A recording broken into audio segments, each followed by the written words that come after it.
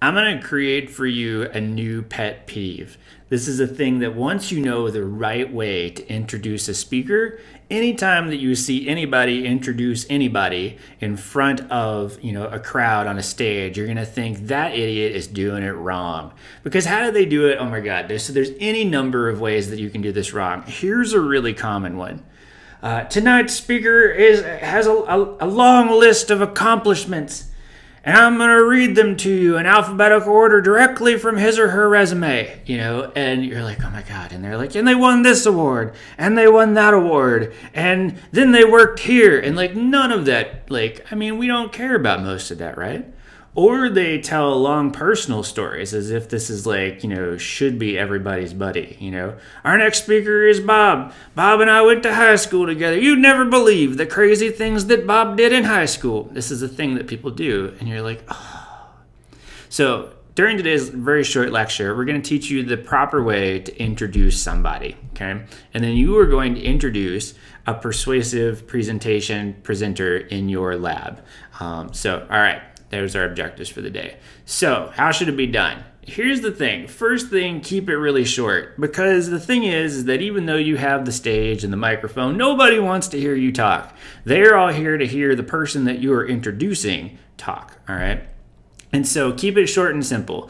We're looking for, in this type of presentation, less than a minute most of the time, right? If you go a minute and a half, that's probably okay, so long as you're not rambling. But yeah, usually pretty short and sweet. And here's the method. We call it the TEPS formula, again, because everything has to be an acronym in this class.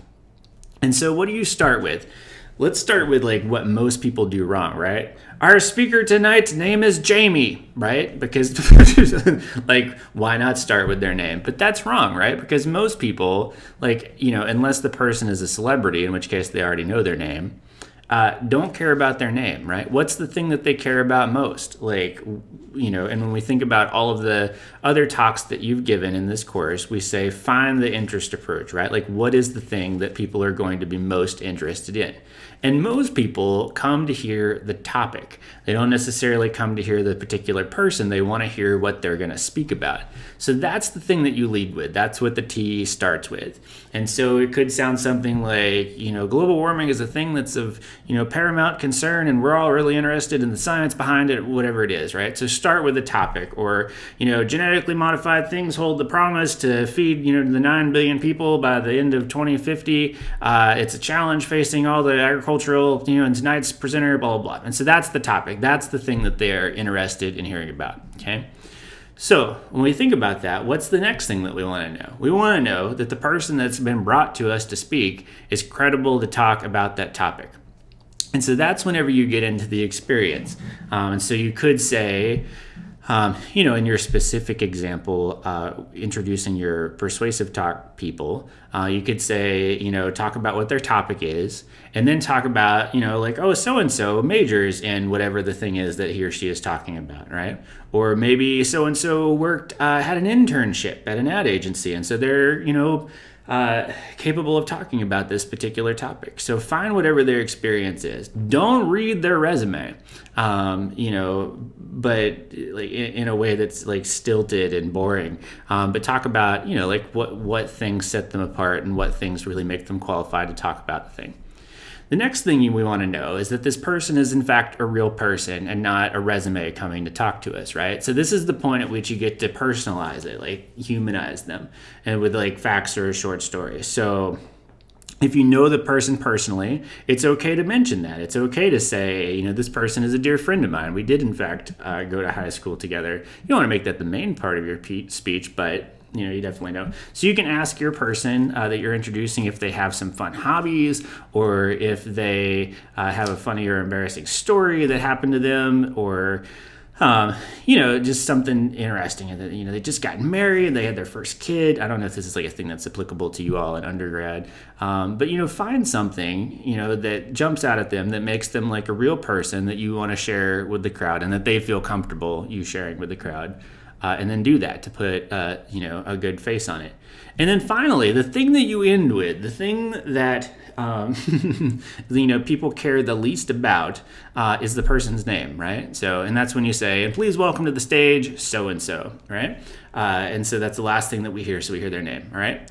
And this is great because you are doing an important job by presenting this person, right? Because you saved them all of the pleasantries that most people would ordinarily have to go through in order to start a speech, right? Like, my name is so-and-so, I come from here and do these jobs, and tonight I'm gonna be talking to you about X, Now they don't have to do that. You've done that for them, and now they can launch straight into their speech, get straight to the most interesting thing part. You are the hype man or the wingman in this situation, right? So do a good job and set them up for success so that they don't have to start out with all that pleasantries and whatnot. So good. So again, topic, experience, personalize, and then end with the speaker's name. Here's a final challenge for you. I swear if I could, anytime anybody says, without further ado, I would just fail you straight away, because nobody ever says that in real life. But you get nervous and it seems like a thing to say because you don't know how to end it. So I would suggest put your hands together for so-and-so, or please welcome to the stage, so-and-so, or please give a warm welcome to so-and-so, not without further ado, because you're not French. Okay, all right, that's it. This is the point at which I would put you into pairs if we were in class. But what I do suggest is once your TA, if they haven't already, announced who you're paired with to talk about or to present their persuasive talk, you do need to seek that person out, to find out what their topic is, talk about, what their relevant experience is, what kind of personal information they feel comfortable with you sharing to make them seem like a real person. And then of course, get their name right and pronounce it right and all that good stuff. So let's look at the grading rubric, because again, this is one that people either get exactly right or they fail at. And it's because, in 30 to 40 seconds, it's real hard to, have some wiggle room. So this is your rubric that you're going to be judged on. And as you can see, straight down the line, right? Did they talk about the topic first? Did they talk about the experience or the credentials? Did they personalize it? Did they have a name? Did you articulate things? Did you have a good physical presence? And that's it, right? If you do that, then you get the 25 points or whatever this is worth. And if you forget one or you do them out of order, then you lose. And so make sure that you get it right. It's only 45 seconds. You can do this. All right. Hey, thanks. That was a short video.